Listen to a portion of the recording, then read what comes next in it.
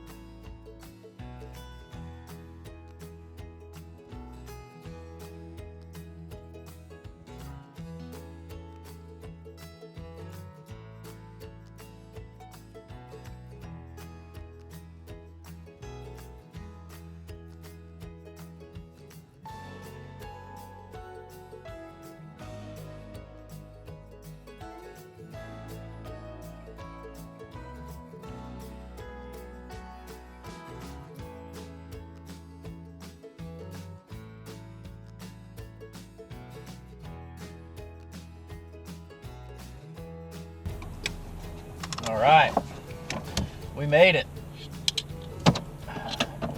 We have officially made it. I'm gonna hop out, see exactly how far in advance I have beat other people here. We're waiting on someone to arrive.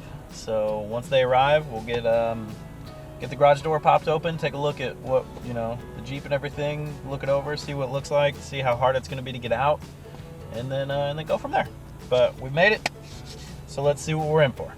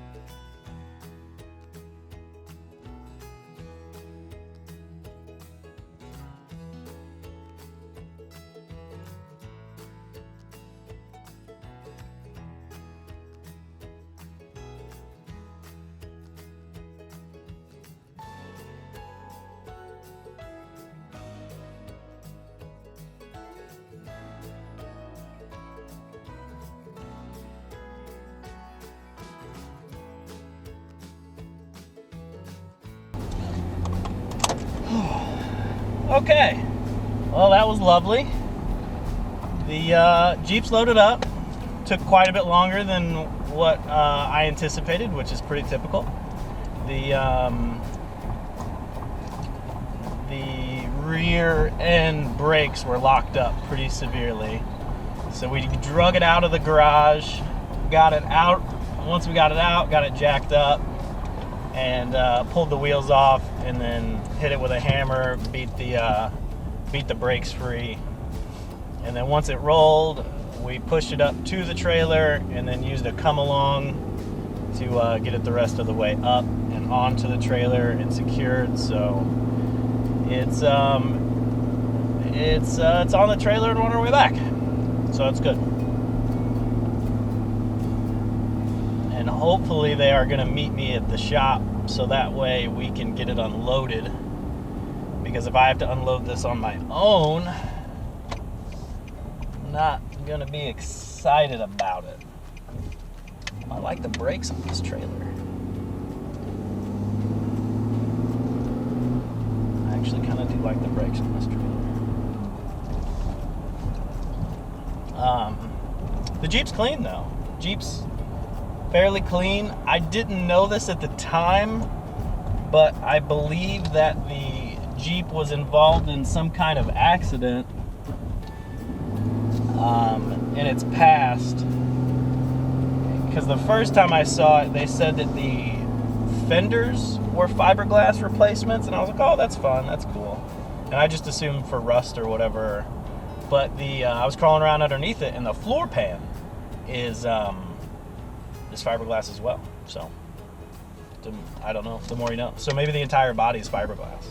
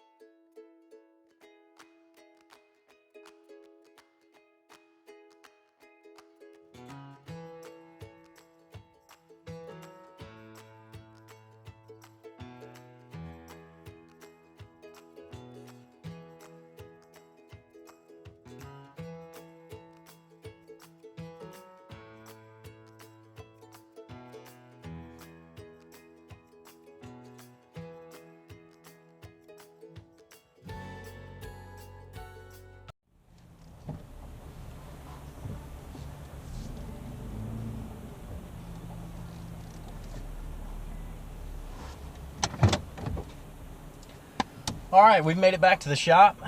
I'm still waiting on the guys to get here. So while I'm waiting on them, I'm gonna go ahead and get this thing prepped, so that way I can pull it off. But we'll see you inside once it's actually it's in its new home and parked, and we can kind of take a look at it real quick, just so you can kind of get the lay of the land of what we're working with. All right, I'll see you inside. Okay, got the CJ7 moved into the shop in its new temporary home. Here it is in all its glory. Narrow, top heavy, no interior space, can't tow for shit. It's old. What more could you want? What more? I don't get the appeal of these things, I really don't. I get it for the guy that's buying it, or the guy that purchased it. It was in the family and stuff, that kind of makes sense. But just for like buying a Jeep, there's a lot of other options out there that are cheaper and better. So do your research before you buy one of these fucking things.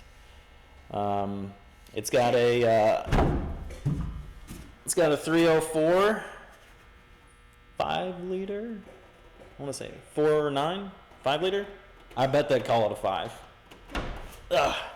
But it's got a V8 in it, automatic transmission, and with the fiberglass body that this thing's got, I bet this thing was kind of a ripper, man.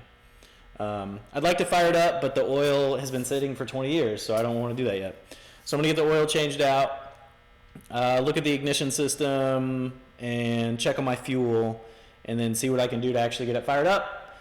And once I can get it fired up, I'm going to start on all the other fluids and then adjust the brakes. And then hopefully once we get to that point, we can take it for a little test drive and then reevaluate where the project's at and where it's going to go in the future. But for right now, I'm just happy that the move is done, because loading it sucked. Unloading it wasn't fun either, but I had help. Once we got it in the shop, I kind of used a jack and kind of pulled it over. It wasn't bad. But yeah, here it is. Here's CJ7. This is going to be probably the next couple of videos that I do, just to get it to the point that I was just talking about, just to get it to run and drive.